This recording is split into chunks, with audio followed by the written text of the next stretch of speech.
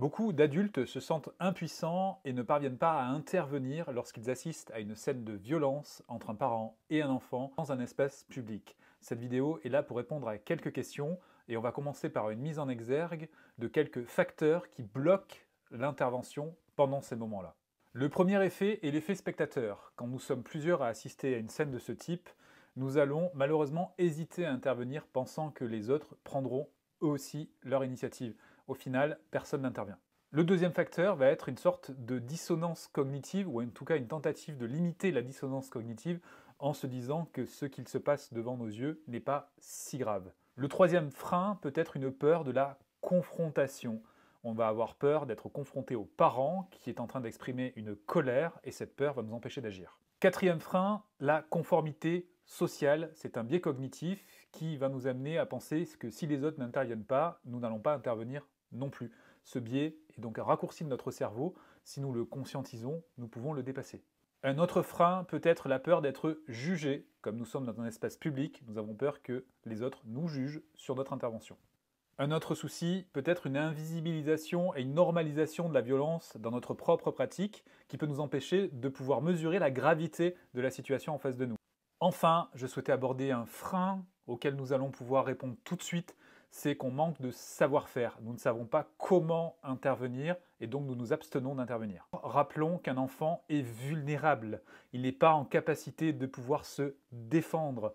Et dans le cas où il y a une scène où la colère est en jeu, l'adulte lui-même n'est plus dans son contrôle total de ses mouvements et il peut être complètement débordé, ce qui fait qu'une intervention extérieure est nécessaire pour stopper cette effusion de violence. Le fait d'intervenir une première fois permettra de sortir de ce sentiment d'impuissance et favorisera l'émergence de ce type de comportement d'entraide en ce qui nous concerne, mais aussi vis-à-vis des spectateurs de cette scène qui pourront peut-être apprendre en nous regardant intervenir dans cette situation délicate. Tout d'abord, il est important de prendre conscience qu'il n'est pas nécessaire d'intervenir seul.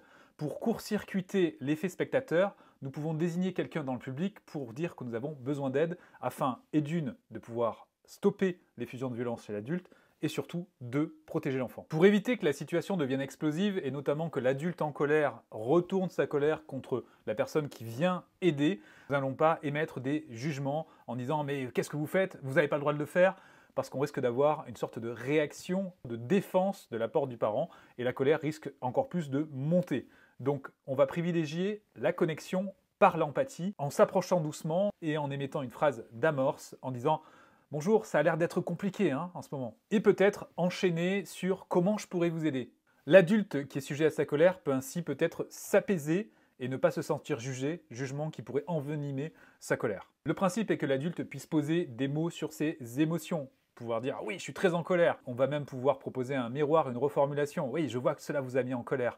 Parce que cette compréhension et les signes d'écoute vont favoriser le retour au calme de l'adulte. Ensuite, il est possible de dire que nous aussi, nous sommes souvent dans ce type de situation stressante avec nos enfants. Ce partage d'expérience permettra à l'adulte de se sentir encore plus compris. Une fois que la tension est redescendue et qu'une autre personne est peut-être en train d'écouter l'enfant et de le protéger, nous pouvons continuer la discussion avec l'adulte et notamment lui proposer des ressources. Pourquoi pas lui laisser un numéro de téléphone pour pouvoir échanger via WhatsApp ensuite.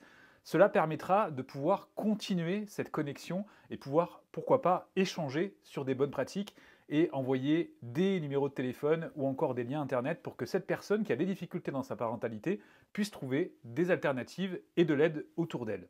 La priorité, je le répète, c'est la protection des enfants, ce qui veut dire que si le niveau de violence auquel vous assistez est trop important, l'urgence, c'est de mettre l'enfant en sécurité, c'est-à-dire de s'interposer. Là, ce que je viens de décrire dans cette vidéo, c'est surtout lorsqu'un adulte est sur le point de, ou lorsqu'il est en train de crier et qu'il est complètement débordé par son émotion, nous pouvons encore agir avant qu'il ne soit trop tard et avant que l'enfant soit victime de violence. Un autre point important, et c'est pour ça que j'évoquais le fait de laisser un numéro de téléphone pour continuer à avoir un lien avec cet adulte, c'est éviter que l'enfant subisse la violence qu'il aurait dû subir dans la rue, à la maison. C'est pour cette raison que je vous ai présenté cette approche empathique qui évite aux parents de se sentir jugés et cela peut l'empêcher de faire porter la responsabilité de cette scène à l'enfant et l'enfant va malheureusement subir des violences à la maison. Enfin, je voudrais aborder le fait que cette scène que j'ai décrite en public peut aussi se passer dans votre voisinage. À travers les murs, vous pouvez entendre des parents qui s'énervent, qui crient sur leurs enfants. Et là aussi, si vous entendez, si vous voyez quelque chose, faites quelque chose. Et ce serait intéressant de pouvoir diffuser ce slogan pour que justement nous soyons tous acteurs de cette protection des enfants au quotidien. Je vous rappelle des numéros importants, notamment si vous assistez à des violences, si un enfant est violenté. Vous avez donc les pompiers, vous avez la police, vous avez également 119, Allo Enfance en danger, et vous pouvez également remplir un formulaire sur une information préoccupante. Je vous invite également à prendre connaissance de ce numéro de téléphone que vous pourrez partager avec les parents qui auraient besoin d'écoute pour ne pas craquer. C'est un numéro qui est mis à disposition par les équipes de Catherine Dumonteil-Crémer. Et en Belgique, DEI propose ce numéro. Voilà pour cette vidéo qui, je l'espère, vous aura apporté des informations et surtout du savoir-faire à mettre en pratique pour protéger nos enfants. Je vous rappelle donc ce slogan qui serait intéressant de pouvoir communiquer, partager. Si vous entendez quelque chose, si vous voyez quelque chose, faites quelque chose. Merci pour les enfants.